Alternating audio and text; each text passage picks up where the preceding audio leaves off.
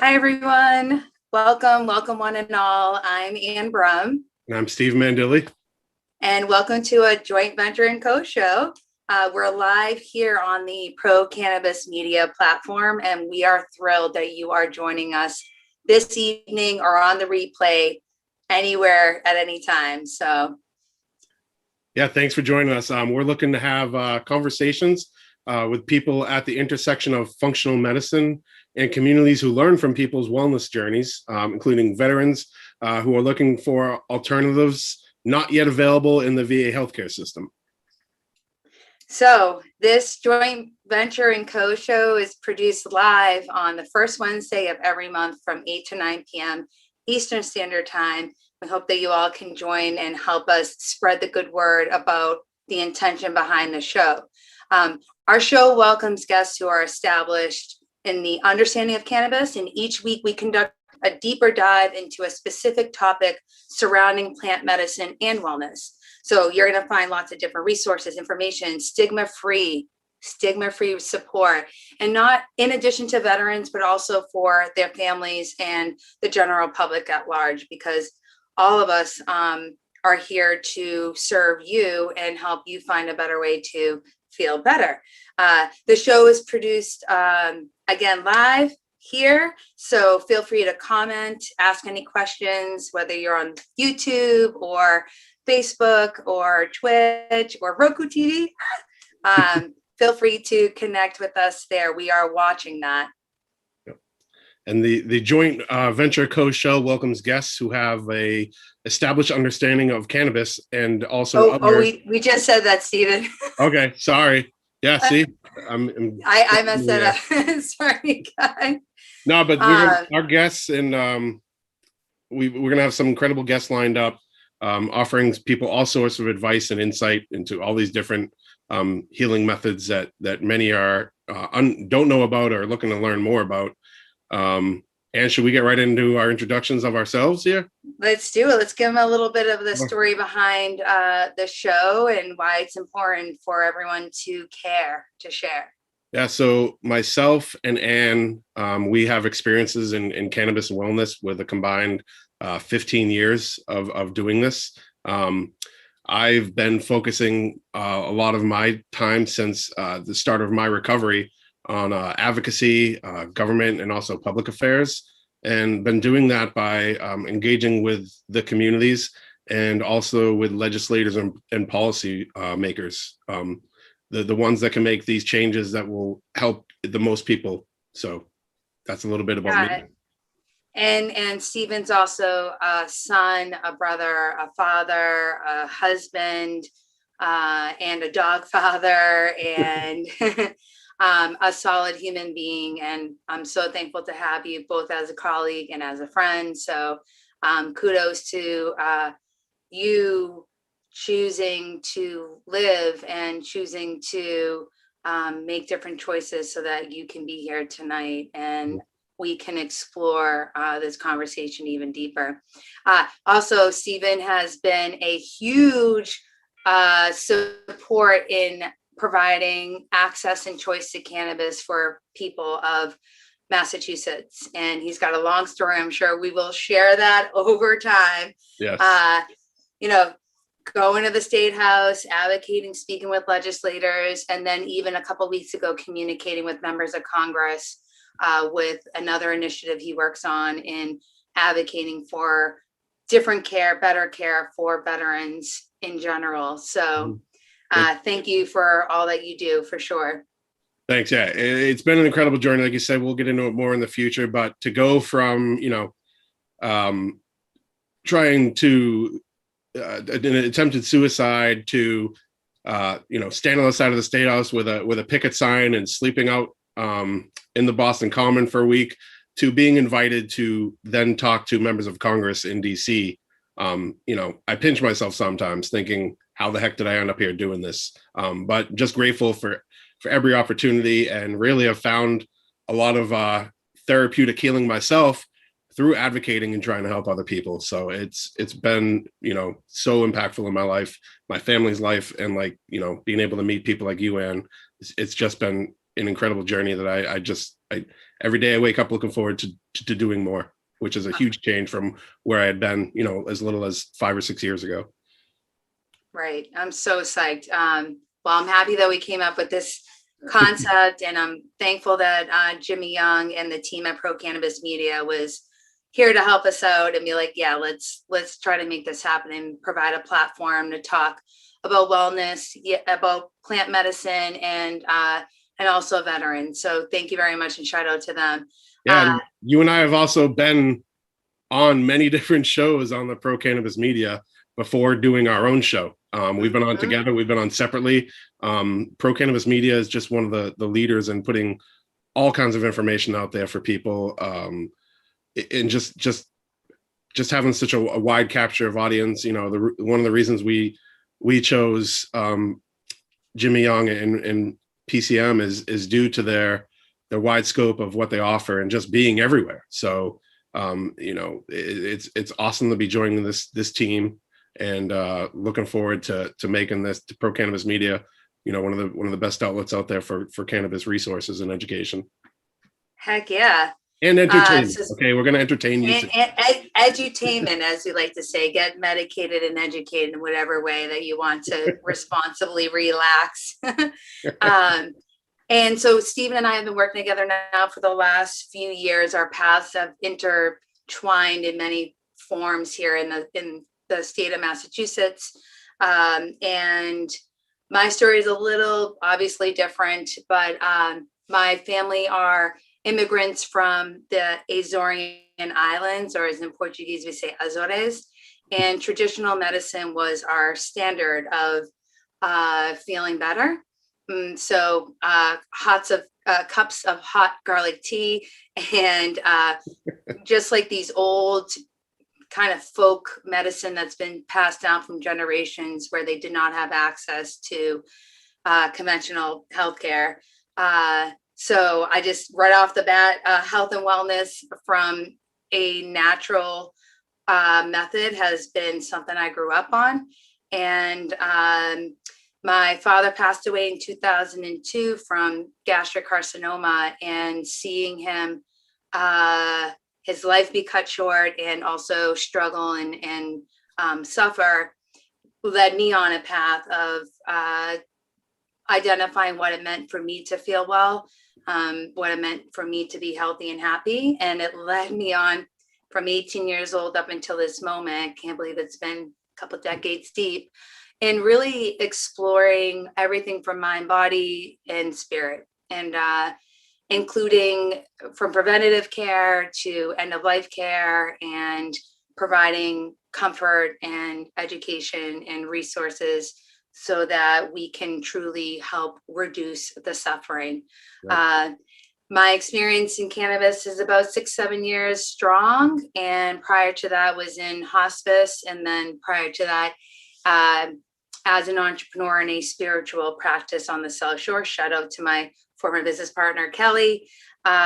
So when it comes to merging this like health and wellness and integrating plant medicine, it was a no-brainer. And I'm not shy of stigma. A lot of folks did not know about end-of-life care and hospice care, so we did a lot of educating around that. And I'm really, really, really thankful to be here and know what I know and be able to share and be able to learn and grow from the guests that we're going to be having on. And and hopefully from the comments and everything and any questions from all of you, really excited to evolve and get better together. So there's our tagline, Stephen, get better together. And it's pretty wild. You mentioned like hot garlic tea and these plants that were used for centuries in helping people with their ailments. And only, in the most recent, probably 100 years or so, the evolution of Western medicine and pharmaceuticals has changed all that, in some cases for the better. But it's important that we don't lose, those roots when we're talking about plant medicine that can also be, which has a place, when we're not throwing stigma on any of the opioids or anything else out there like that. There are places like that. We want to make sure that there's stigma-free space for any type of modality that you're using for healing. Yep, for sure. Yep. So before we get into it, we're just asking anyone if you're finding value or you think anyone that's coming to mind that could benefit from our conversation on our show about wellness and cannabis in the veteran communities, please consider to like, share, and comment anywhere you're watching and or listening from. And whether it's live or afterwards, we appreciate it. So thank you for that, Stephen. I'm excited that we can start maybe bringing in our guest, our first, very first guest. I'm excited to bring in our very first guest. Today we're speaking with Stanley Atkins II. We're discussing wellness and veteran care, and we're getting some good insight from him being down in the good old state of Georgia. Hotlanta, yep. Stanley is a U.S. Navy veteran, a cannabis advocate, a father, family man, a trained medic, entrepreneur, and also pushing legislative change for access to cannabis in Georgia as well as in DC. So let's welcome Stanley on and have Stanley tell us more about himself. Come on, Stanley, come on down. By the way, Stanley's been at it for a while too, down in Georgia and nationwide. Yes. Here we go. There he is. How's it going? There's the one and only. Stanley, welcome. Good evening, everyone. How are you? I'm great. Happy to have you. Excited to have you, Stanley. Likewise. I like your little pin. Thank you. Repping the plant. Well, Stephen gave a little intro of you, but I know he's got a little more to say. But I think we're going to ask you to kind of, there's our intro, but we'd love to hear a little bit from your perspective of your story. Well, thank you so much. It's great to be on here. I love my Massachusetts people. I tell everyone the Massachusetts is my favorite cannabis market because it's the energy that you get from the people. My name is Stanley Atkins II, and thank you guys for having me on. I'm a United States Navy veteran. I proudly served on 2 deployments in the Persian Gulf. One was aboard the USS John F. Kennedy, and my second one was an HS-11 helicopter squadron. I came home from the military in 2006, and in 2007, I went on to become a Clayton County firefighter.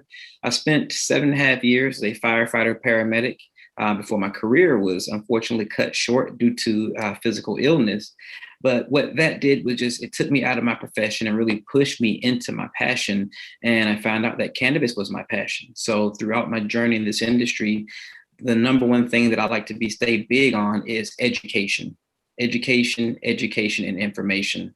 And I feel that the more education we have, the more successful all of our medical programs will be, because we can have all the medicine, we can have all the dispensaries you want. But if the patients aren't properly educated, products will just sit there. So the CanniMedic is here, and I look forward to it. I love that. That's great. And we know, like, when it comes to patients and or people, that it very much all relates to policy.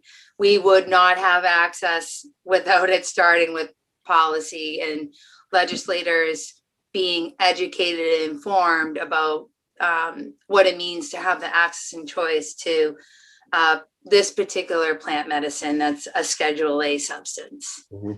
So, and I know for me personally, Stanley, when I started off advocating, especially legislatively and at the State House, it was daunting. I felt like I don't belong here. I don't know what I'm doing, but it's really important that people know that we all have that ability. And if you to take that fear and say, let's go, you're coming with me, we're going to do it, even if we're doing it afraid. That's what it takes, and I'm sure you had some of that same feelings down the State House down there. So, we're doing things that everyone can do. I'm right. Yeah, absolutely. The first time I went down to the Capitol, it was actually with a parent who's a caretaker for a child that has mitochondrial disease. It's very rare genetic disorder. And she was like, Stanley, I want to go down to the Capitol. We need to fight for cannabis. She said, I'm afraid to go by myself. She goes, I'm not in like the little cliques of the groups of people who go down to the Capitol. She said, but I need somebody to come. Will you just come with me? I did. We met at the front doors, and it was arguably one of my greatest experiences at the Capitol. Just so happened that day, there were several different groups advocating on behalf of cannabis, and a lot of legislators were actually in the halls, talking with citizens and supporters. So my first trip, I met one of the early proponents for medical cannabis. He introduced me to the next legislator. He's like, Stanley, let me introduce you to this person. And it really just showed me that if you get in the building and you're willing to put in the work, you can get the results. Right.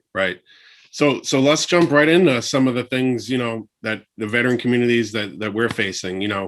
Many veterans now won't discuss cannabis with their VA healthcare, PCP, or register as a patient in their state's medical cannabis program. Some concerns, including losing VA benefits, jeopardizing employment, and really just the privacy you get with other medications that you can have.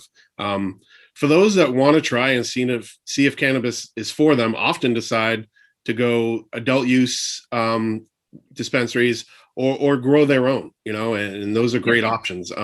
But what are some, top 3 tips, we'll say, or recommendations that you can give those veterans that may be, apprehensive? The first I would say is to educate yourself on what is legal in your state. Right. We don't want to advise anyone to break any laws. So first of all, look and see if your state has a medical cannabis program or even an adult use program. If they do, look up what are the qualifying conditions for the medical program. Do I qualify? Next would be to ask your physician, the primary physician, if they are writing recommendations for that patient to potentially obtain a card. Now, if that patient's primary care physician is within the VA healthcare system, they are going to have to find an outside clinician or care provider to write them that recommendation. But I think it starts with being confident to even broach the subject. And I feel that as veterans, it is up to us to talk about what no one wants to talk about now. It's still taboo to a lot of transitioning service members. So a lot of them don't even want to broach the subject. But for us veterans and people who may be retired, it is imperative that we prevent some of our brothers and sisters from going through some of the pitfalls that we went through in trying to obtain this natural medication. Right. Yeah. I mean, like you're saying, it's all about leaving a path for the people behind you, and making sure you're knocking down those barriers on the way, and not just saying, well, I didn't have to do that, or it worked out for me. It's looking out for the people that can follow you. And like you're saying, our community, the veteran community, has just been, decades now, at least 2 decades now, of overdose deaths and, the suicide crisis, which, I mean, it's hard to keep track of. Is it 22? Is it 20? Is it even more? Because not every state's reporting. We just know that it's too many, it's too many every day. And a simple adjustment in policy, which would allow veterans to pursue cannabis through the VA, could be what changes everything. A lot of the problems with the VA is, the way I see it is, it's not individualized enough. So they're trying to jam that square peg into the round hole. Yes. And if the square peg don't fit, the square peg's the problem. And that's it doesn't help anybody. So just having another choice to have cannabis as an option, it just makes the most sense. Other countries are doing it.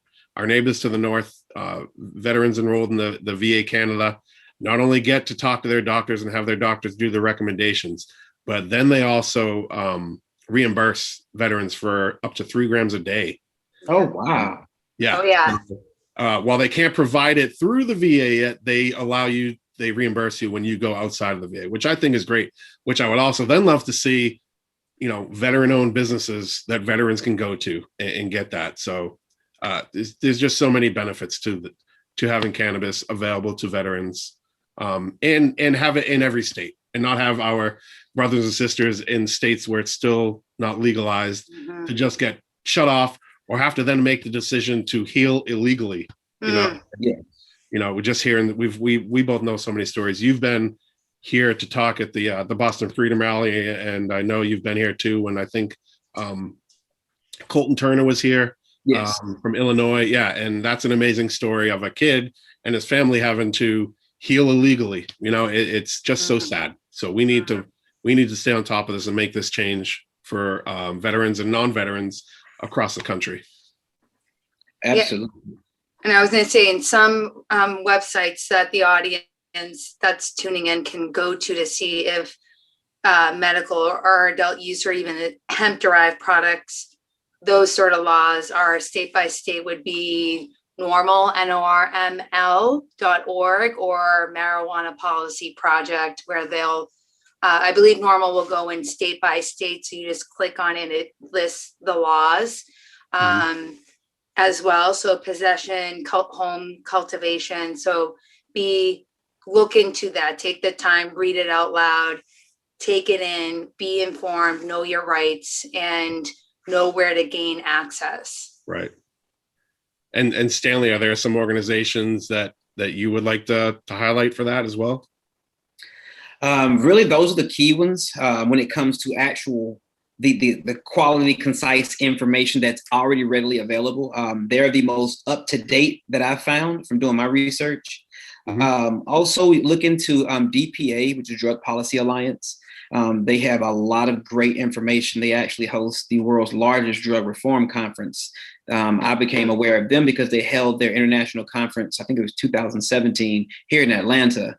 And it was through Peachtree Normal that we were able to obtain tickets. The regular tickets were about like $300 or $400. I think we got tickets for $14. So if you wanted to attend and you were part of an advocacy group, because it's very imperative, because as you stated, that veterans need access to this, but a lot of time they don't even know there is access to this. Many of them have been gone for 4, 6, 8, 10 years back and forth. They don't even know, they haven't seen tinctures or topicals. And we have to understand that part of the education is acknowledging to veterans, patients, families, and caregivers that there's more than one way to consume. Now, many people say, well, I just did 20 years in the military. I don't want to get out and start smoking anything. I've never smoked. I like to run. We need to let those patients know that there is treatments that can be curtailed to your specific conditions. If you're a patient that says, hey, I have a knee injury, a back injury, those patients may need transdermal patches or topical analgesics. So there's a whole conundrum of education that we really must take a more serious approach at if we really want to see more veterans in registered programs. Right. And hopefully we'll get some clarity on the Second Amendment rights. I think that also for many veterans and members of the general public, that this is one of the things that's stopping them from the regulated market. So I also want to say that for those who are wanting to learn more about the process of your cannabis experience, and say you have a certain condition or you're on certain medication, there are risks and benefits involved with consuming cannabis. And I know we're heavy on the cannabis talk. We are going to integrate wellness from a mind, body, spirit perspective, but there is an organization called Leaf 411, and it's a 24-hour nurse hotline. So for individuals who are interested in learning more and having some medical advice from a licensed healthcare professional, please let everyone know that. And if you know a veteran within the veteran community, we too are allies to help inform and educate and create these pathways for people to consider natural forms of taking care of ourselves and being healthy and happy. Yep. Absolutely. Sweet. All right, cool. Well, I want to just take a quick moment right now and let everyone know, if you are an organization or a company or initiative that shares the same values and mission of the A Joint Venture and Co show, please give us a shout out at team@jointvco. We would love jointvco.com. We would love to hear from you and talk to you about how we can line up those shared vision and bring this to fruition in a bigger capacity, and be able to compensate our wonderful guests and throw some shine on the work that they're doing as well. So I just want to say we'll have a nice highlight for you, but reach out to us. We'd be happy to talk about what that would look like. And Stephen and Stanley, can you please quickly let everyone know before we get into our quick break here, how folks can find out about you and your work? Yes, you can find me on most social media platforms. The tagline is at the CanniMedic. That is TheCannimedic. There's business pages set up as well for the CanniMedic and the Stanley Group. I'm on Facebook, LinkedIn, YouTube, Instagram, on most media platforms. If you need my direct email, it is director@cannamedic.org. And that is CANNIMEDIC.org. Excellent. And I know you're up in Georgia, and it's a whole different world down there in many ways when it comes to the community's relationship with the plant on so many levels, but also in wellness in general, and integrating, practices that I think communities have maybe forgotten about, and just returning back to that. And I know you're also in Nevada and doing some work up there, so I'm really excited to kind of get into a little bit of your physical fitness post being in the service and what you're doing to help yourself and your community. And is it not Taekwondo? Brazilian Jiu-Jitsu. There you go. Brazilian Jiu-Jitsu. Yes. Close. Yes. Different continents. Yes. Big difference, though, I'm sure. Yeah. So one thing that I like to tie into veterans and non-veterans alike is that please don't see cannabis as the end-all be-all for your healthcare. A lot of companies, a lot of brands, a lot of owners, they promote products and things that, hey, if you try this product, all of your healthcare will be better. Your pain, your PTSD, or any depression, just take this elixir or take this tincture or smoke this pre-roll. And what I want to correlate to anyone who may be watching this is that cannabis is not a definitive answer for your healthcare, but it may be a strong option in your toolbox for your treatment therapies. So let's just take case in point. I have multiple knee injuries, foot injuries, back injuries, broken shoulder, and hand. And for me to say, hey, well, just taking cannabis allowed me to go from being bedridden to actively fighting. And that would not be true, because it takes one, your mind, your body, and your spirit. And what I mean by that is, even if your body is feeling well, if you're in a bad mental space, that also holds you back from your growth, it holds you back from your improvements. But also in tying in the food, the wellness, your well-being, water, sunlight, sleep. A lot of times we don't really understand how important sleep is. I do have trouble sleeping, but sleep is a vital key, because if we say it's a patient who's consuming RSO or FICO, which is full extract cannabis oil for cancer, and the patient consumes their FICO and then drinks a Red Bull or drinks some coffee to stay awake, what they're typically doing is being counterproductive with the treatments that they're trying to produce. So what you want to think is the medicine is actually attacking the cells, is actually promoting cell growth and regeneration, but it's hard for the body to do that when you're awake all the time. So a lot of these medications, they have their most efficacy and their most absorbency during your sleep. That is why people who take some of the supplements, maybe it's CBD or full spectrum, or even who smoke, they realize I went to sleep fast, but when I woke up, it was more of a refreshing. I woke up energized versus I woke up feeling tired or lethargic. So if you got the products and you combine that with the diet, you combine that with a positive mindset, and that is how you tie all those into exercising. For me, it was a slow process. I had to start out with yoga. That was the most, and it was very light yoga. I wasn't doing all. Stephen, I'm trying to get you on the yoga with me. Yeah, I couldn't do all the cool poses, but my yoga instructor, she noticed that due to my knee injuries and me wearing knee braces for so long, my knees were trembling.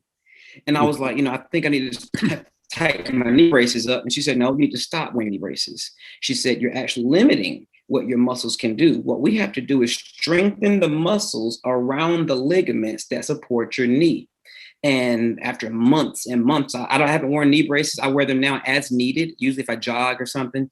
But now the cannabis, the mental mindset, the mindfulness, the yoga, the food, the diet, the exercise, and the rest, it all played full circle into a full wraparound service of healthcare. Right.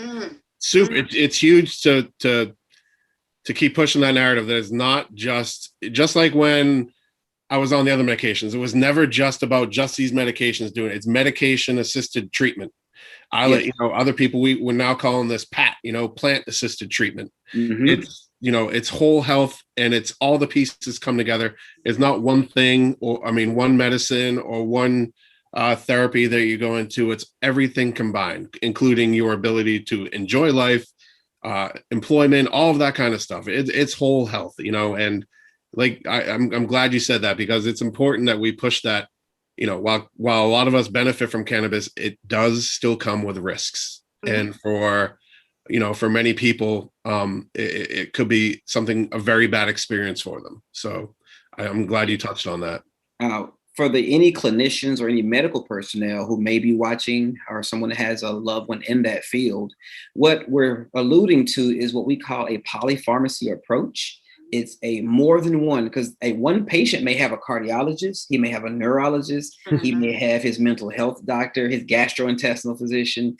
And if each one has him on a medication and the patient says, well, I found me some cannabis, I'm not taking anything, as Stephen alluded to, that could have negative outcome from just supplementing those medications. So we want to make sure that we're collaborating and coordinating with our care teams, because you have patients that are on tricyclic antidepressants and other medications that may not balance well with some of these, giving their underlying diagnosis. So we want to make sure that we're doing this safely. Right. And you could find out, like myself, I'm actually allergic to it. Like you can have an allergy to cannabis. It's a plant. But for me, I would still rather deal with the side effects of those allergies than the side effect of some of the other medications, which could impair me even worse. So it's a judgment call for the patient, but that's with every medicine that you take. If a doctor tells you to take it, you don't necessarily have to. It's still your choice to do that. But if they're doing that, follow the rules, follow the dosing that's said, and follow that treatment plan. Yeah, give it a go. Yep. Give it a try. And it's not just conventional doctors, there's naturopath doctors, there's functional medicine doctors.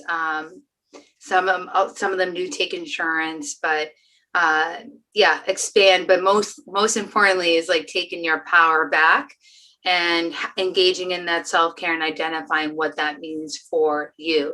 It just makes you happier, makes everyone else around you happier. You're good to yourself, good in your relationships, good to your animals, good to the planet. It's just good all around. Like, take care of yourself. So, right. And that's what it's all about. I think having worked in end of life care, it really ends up, your wealth is definitely in your health and in mind, body, and soul. So I'm happy that we're kind of bringing that all together, but I think we're going to take a quick break, and Dan's going to go ahead and give you a little commercial. So we'll be right back after that. Hello, and thank you again for tuning into the Joint Venture & Co. show. We would like to remind everyone that they are not alone, and there are resources available for you or someone you know who is in crisis. Below are both the Veteran Crisis Hotline number and the National Suicide Prevention Lifeline. Jot them down, take a screenshot, and share it with your friends. It's confidential, available 24/7, and can connect you with people who care and want to help you get through these tough times. You matter, and please never give up.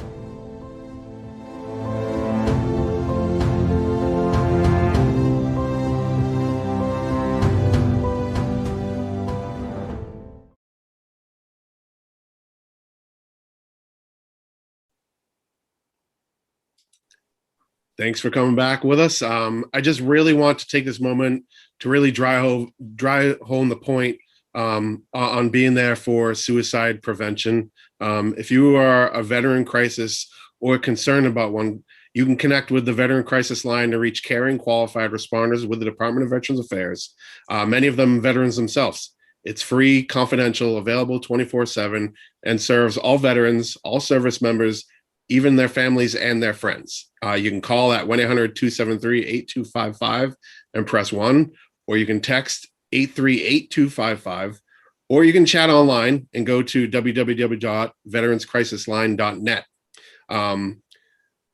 That is the National Suicide Prevention Hotline. And that lifeline provides 24/7 free and confidential support to all people. And that number is 1-800-273-8255. Again, just so important that we're talking about this now, and making sure people know that they matter. There are people that care about you. There are people that can help you. Just please don't quit. Please pick up the phone and call those numbers, or call a loved one when you're feeling a crisis. We're here for you. We do not want you to quit. We don't want you to give up. And we're here to help you get better. There are resources. Thank you, Stephen, for sharing that. Thank you all again for joining us this evening. If you're just tuning in, we are sitting down with Stanley Atkins II of the CanniMedic, as well as the Stanley Group. And the Stanley Group? Yes. I love that logo there, by the way. And we're here to discuss this kind of intersection of wellness, cannabis, and the veteran communities, and how we can integrate these holistic approaches so that it adds to this positive experience of this thing called life. So before we hop into our conversation, I'd like to briefly share an event that's coming up as part of our community engagement. And for those who don't know, Joint Venture has been supporting a nonprofit out of New York City. We've been working together on a collective project called Careers with a 501c3 called Women of Color in Cannabis. You can find out more about them at wocc.world.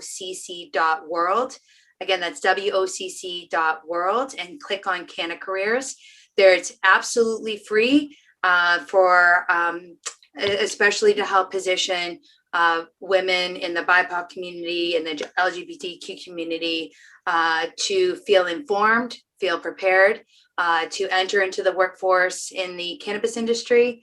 And it's inclusive of module series. That's the first Saturday of every month. It's also inclusive of office hours where you can submit a resume.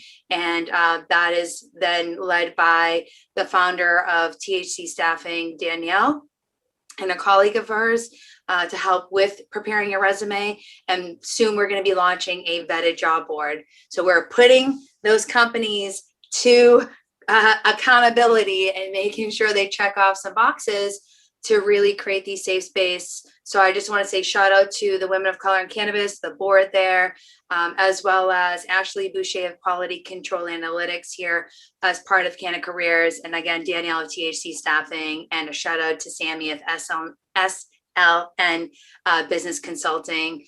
Collectively, we're able to do this and bring these resources to women in the BIPOC community. So as we say, muito obrigada. Thank you so much for supporting that. So, and you can always find out more on joinvco.com or on our socials as well to find out.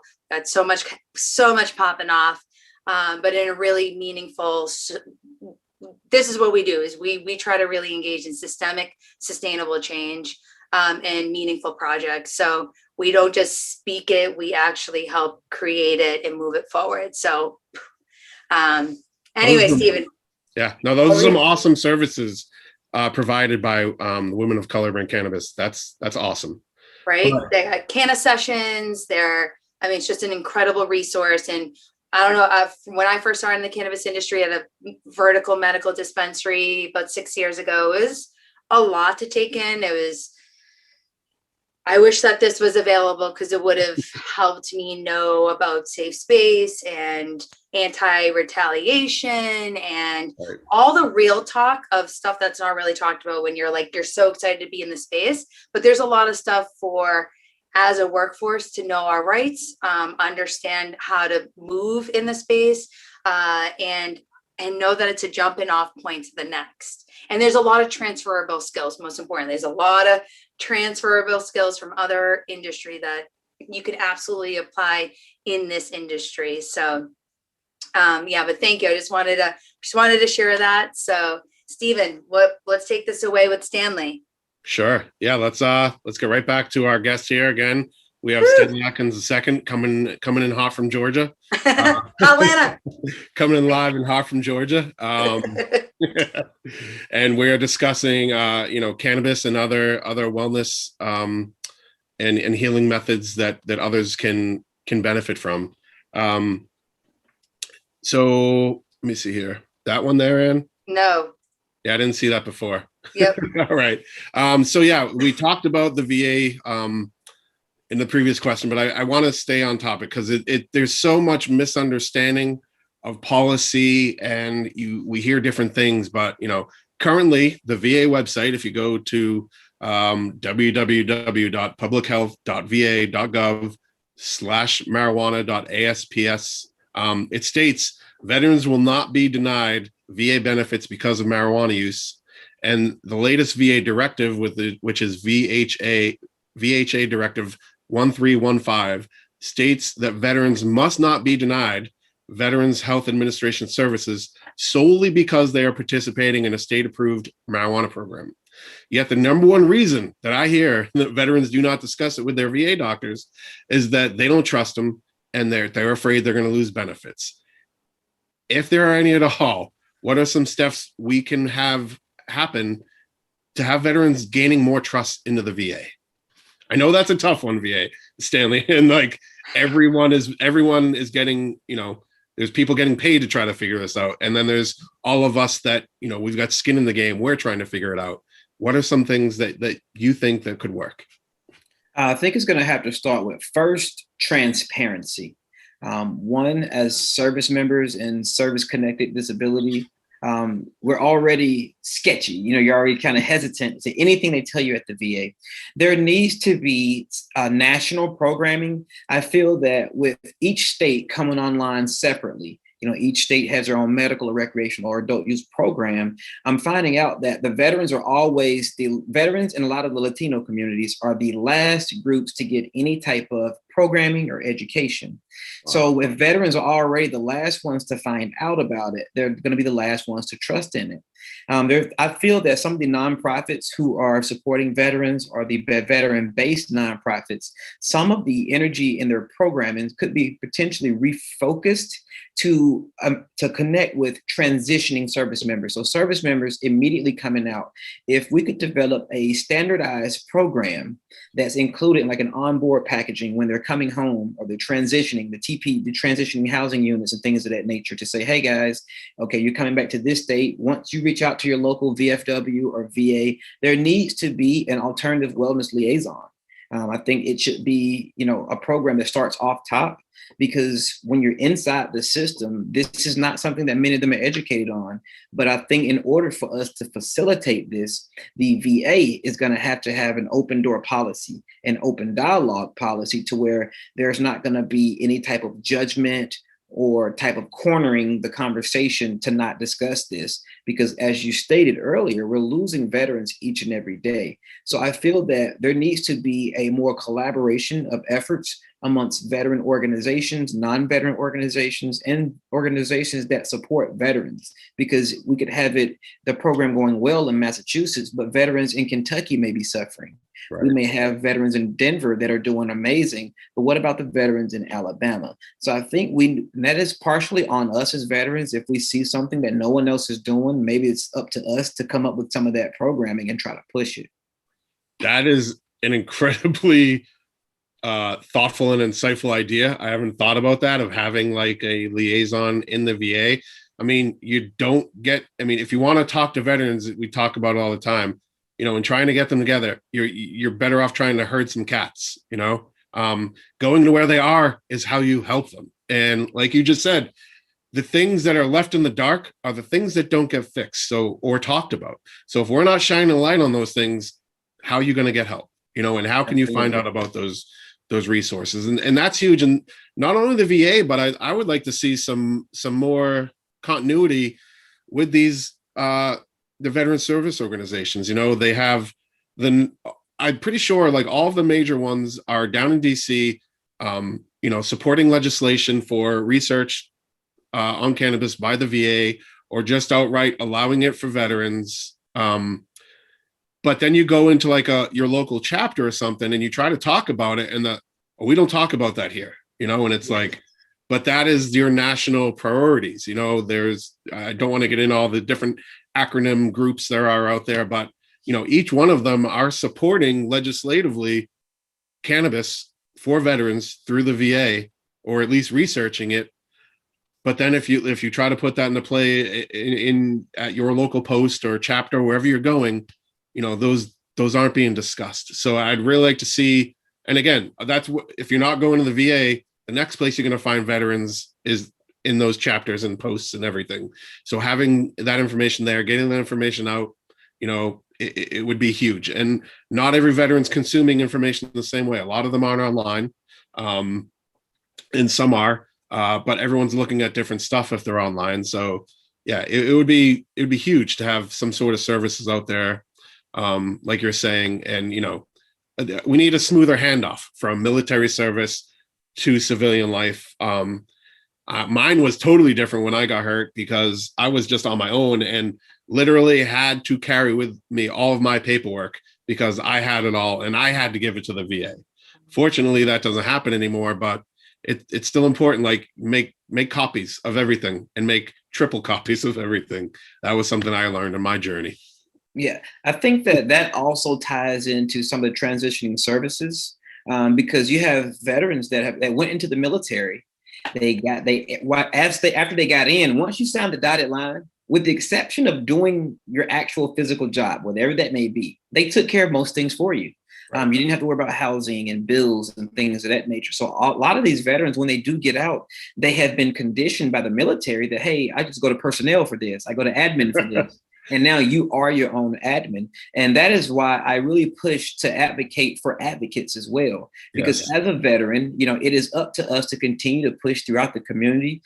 Here in Georgia, we've been really pushing to strengthen the veteran presence in our cannabis community. It's going to be up to us. So that I'm with Minorities for Medical Marijuana. They're launching a veteran initiative, but also my work with the Georgia Medical Cannabis Society. I've been appointed as a board member for the Georgia MCS, which is the Medical Cannabis Society for Patients. And I'm actually developing programming right now specifically designed for our region and how to best access our veterans. Because as you said, not all veterans absorb or digest information the same. So really being cognizant and being intentional with the programming. And as Ann stated, aligning yourself with organizations that actually facilitate the work that they project that they're going to do. Yep, absolutely. Can't agree more. Well, you're just like dropping so much wonderful suggestions. And I just also for those who don't know, Stephen and I, along with our colleague, Dr. Marian McNabb and her organization, came together and created a veterans health and medical cannabis study. And through that experience, by the way, you can go to cannabisadvancementseries.org to find out more information about that project and the study and the research results that are on that site. But I just want to say, going through that process, it was not easy to try to find veterans who would take a fully anonymous 100 question survey. And I feel like it was a matter of actually those who have access to veterans and those who not influence, but someone that has an established relationship, a community of veterans that where they would, those who are not online and they're not really like into this scene, that us, by being informed and being allies for wellness and for veterans at large. And it's not just veteran individuals, but it's their family and then their friends and then all the communities that support them. It's just this super collective approach of engaging veterans specifically. So I just want to plant the seed. It was a challenge, but one that we were up for, and we're successfully to get about 565 out of, I think, 46 states. 48 states plus DC and Puerto Rico. Woo! Yeah, so we almost got them all. Almost. But in talking about that though, and there's so many stats and numbers that stand out to me, but what stood out to me most, and I think this is the most important thing that every person is looking for. 92% of the 554 people that filled out the survey said they are now experiencing a greater quality of life. Mm-hmm. I mean, that's what we're all aiming for, our quality of life and your ability to enjoy things, to be present, to be mindful. Mm-hmm. That's living. And for, I've been on the other end of that where it was just anger, frustration, wanting not to be able to breathe, and just it wasn't just cannabis, but that whole journey, like that causing, me to get out of my comfort zone and start doing things differently, provided me with a different life. And that's really the motivation for everything is if you want change, then change. You have to be the change. Choice, that choice of change, Stanley. Right. Absolutely. And no one can make it for you. Just like with recovery, no one's going to recover for you. You have to do that. You have to want that for you, not for your spouse, not for your kids, but to be able to be a better you for those things. Absolutely, Stephen. That's strong words. And something I like to tell people, like based on my personal experience. When I was on the pharmaceuticals, I was surviving as a disabled veteran. But now with the usage of medical cannabis, I feel like I'm living as a disabled veteran. There's a big difference between living and surviving. Right. And for anyone who may see this video, whether you're a veteran or non-veteran, please know that we all want to make changes in our personality, in our life, in our health, and even with our family. And sometimes we put so much pressure on ourselves to make such vast adjustments that we actually never even improve. So if you're watching this, your goal, and if you decide to implement medical cannabis in your healthcare, your goal should be to be 1% better every day. How can I get 1% better every day? No matter what we did today, from the most mundane tasks to the most monumental tasks, we can do them all 1% better tomorrow. So if you do that, that adds up over time. Right. And there's days that you're going to take a step backwards, and that's okay too. Relapsing, not having good days, that's fine. That is part of life. No one is batting 1,000 on good days, but you got to focus on the good ones and know that those bad ones are there. I mean, look at Reggie Jackson, he's one of the top home run hitters with 14. He's 14th on the list with all-time home runs. He also leads the majors in strikeouts, but if he had focused on that, he would have never made the list of the top home run hitters. So, you can accept the negative and realize it's there, but focus on the positives. And when you're feeling negative, know that you can change that feeling around by going and doing something positive. Absolutely. Well, I want to just take a moment, and I know we're coming up to the end of the show here, but we would just want to take a moment, just again, thank you for joining. We know you could be anywhere doing anything else, but we're psyched that you are here enjoying this conversation, hopefully. And we hope that you're learning something, taking this home, taking it to the dinner table, taking it to your community, taking it to your legislative, taking it to the voting ballot box. Just please make sure that you share this. If you find value of this conversation, please consider sharing this within your network, especially if they're of military community and their family, so that they can learn more about wellness, cannabis, and other natural options that they can feel better on. So I'm psyched. Stephen, we got one last question. And it ties in good with being the change. I want to know, Stanley, what are some actions that we, the veteran community, and those that support veterans, can take to help our brothers and sisters living in states that aren't yet where we're at yet? They don't have cannabis legalization. What can we do to help them get there? First is see where they are. It's hard to see where we want to take them without knowing where they are. Once we find where they are, is there legislation on the table? Is there legislation that's being drafted? If there's not, helping them to even increase the amount of dialogue around the conversation, because before it becomes a law, it was a conversation. So being proactive in the dialogue versus reactive. So instead of waiting for the conversation, sometimes we have to be the leaders of those conversations. And whether it's via in person or online, educate yourself on what you want. So if they say, Stephen, you don't have a legal program, but what would it look like to you? Educate yourself on what a medical program should look like to you, and cross-reference that with other states surrounding you and other states that that may be legal. Right. Yeah. There's no need to reinvent the wheel here. For myself, I'm still working to, grow our program here, and I'm still presenting pieces of legislation at my state house to improve the program overall, both medical and adult use. And really, the first step is doing some research, looking at what's out there, and seeing, the likelihood of you being able to work with others and bring that to where you are, but also get to know your your elected officials in your state. Everything, all bills, you can present some information and data and your story to your legislators and work with them to craft bills and push to get those passed. And it becomes almost like another mission, and it may not go successfully the first time.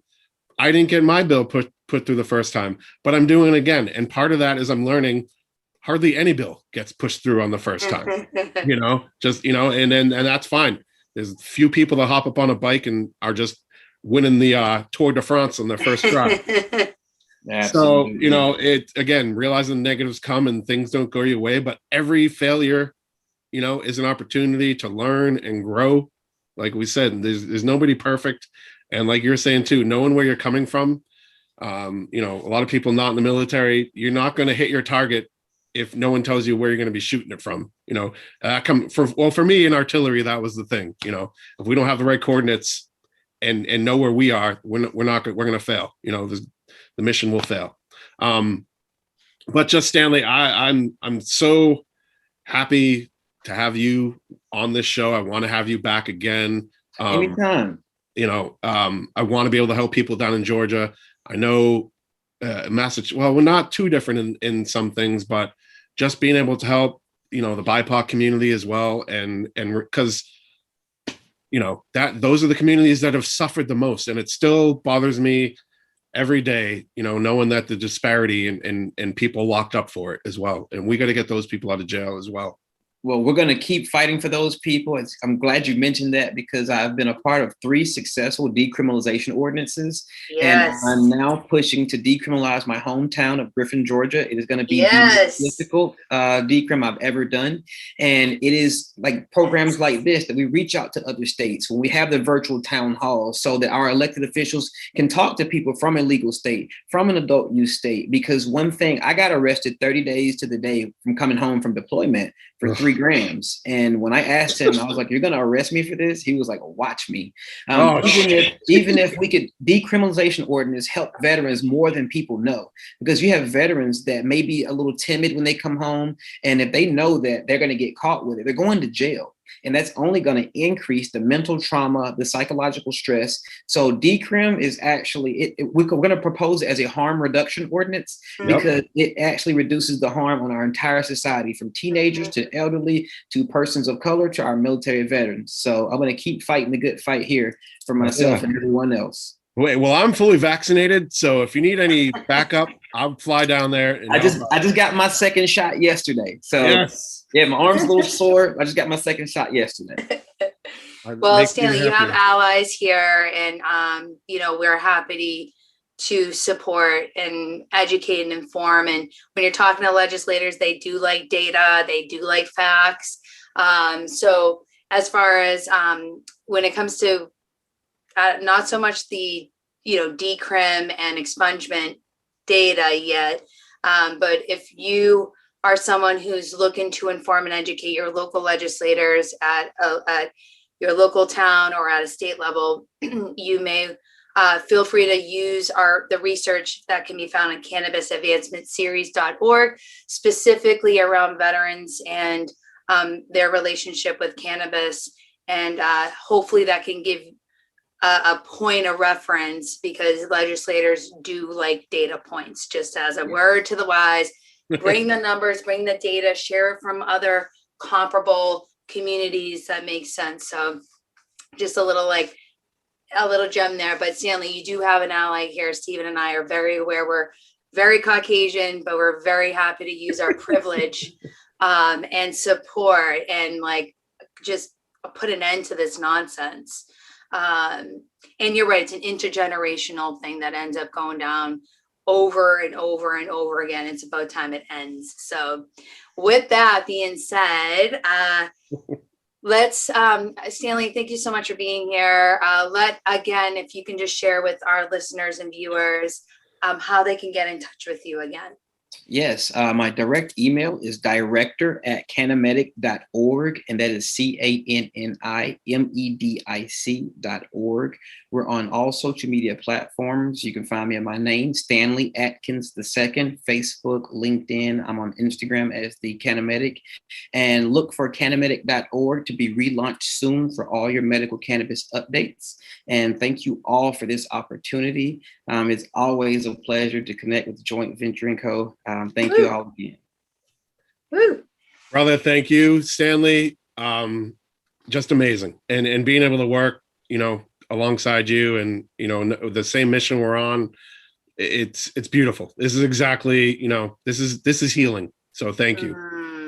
Thank you as well. Well said.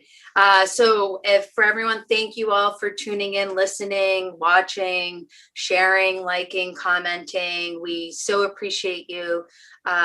For information about us, you can find us at jointvco.com. We're on every platform. Feel free to reach out at any time. And we are here for you to explore what wellness means to you. Yes, with the plant, but other mind, body, and spirit or soul practices as well. So thanks for joining. And Stephen, you have a last little statement about our resource, about the resource.